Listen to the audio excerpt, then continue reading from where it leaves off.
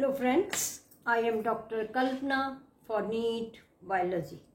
आज हम पढ़ेंगे स्पर्मेटोजेनेसिस, स्पर्मियोजेनेसिस और स्पर्मिएशन में डिफरेंस। मेल जो गैमीट्स होते हैं वो होते हैं स्पर्म्स, हैप्लॉइड होते हैं और बाद में ये फीमेल गैमीट या ओवम से फ्यूज होके जाइगोट बनाते हैं। तो इसमें क्या होता है, जो स्पर्म्स बनते हैं मेल गैमीट्स वो बनते हैं टेस्टिस के अंदर। टेस्टिस के अंदर बहुत सारे लोब्यूल्स होते हैं और लोब्यूल्स में कुछ ट्यूब्यूल्स होती हैं। ये ट्यूब्यूल्स कहलाती हैं सेमिनिफेरस ट्यूब्यूल। यदि हम क्रॉस सेक्शन काटें सेमिनिफेरस ट्यूब्यूल का तो उसमें दो तरह की मेन सेल्स आपको दिखेंगी। एक तो ये जर्म सेल्स हैं स्पर्मेटोगोनियम, और इनके बीच बीच में सर्टोली सेल्स हैं जो डेवलपिंग स्पर्म को नरिशमेंट देती हैं। स्पर्मेटोगोनिया ही जर्म सेल्स हैं जो आगे चल के स्पर्म्स बनाती हैं। कैसे बनाती हैं? स्पर्मेटोगोनियम ये डिप्लॉयड होंगी और ये ही आगे यूज होंगी। पहले ये अपने के नंबर को मल्टीप्लिकेशन करके और उसमें से कुछ स्पर्मेटोगोनियम जो है वो आगे प्रोसीड करती हैं डिवीजन करके स्पर्म बनाने में। उनको हम कहते हैं प्राइमरी स्पर्मेटोसाइट्स। तो ये भी डिप्लॉयड होंगी।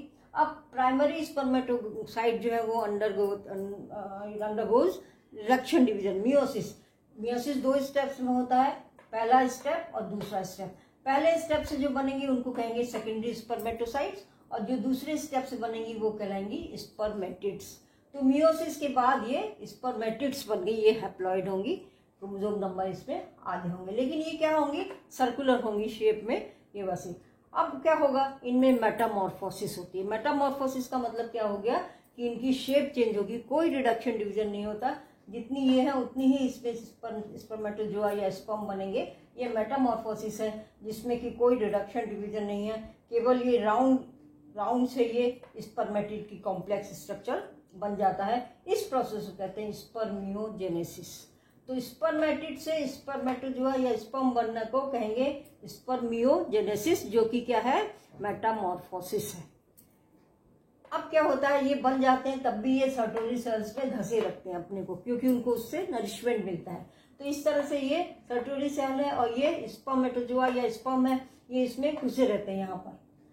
और फिर क्या होता है, जब ये मैच्योर हो जाते हैं, इनको नरिशमेंट मिल जाता है, तब ये क्या होते हैं, रिलीज होते हैं सर्टोली सेल से। और कहाँ आ जाएंगे, इसकी सेमिनिफेरस ट्यूब्यूल की कैविटी में आ जाएंगे। ये प्रोसेस कहलाता है स्पर्मिएशन, मतलब release of sperms from Sertoli cells into the cavity of seminiferous tubule, ये कहलाएगा स्पर्मिएशन।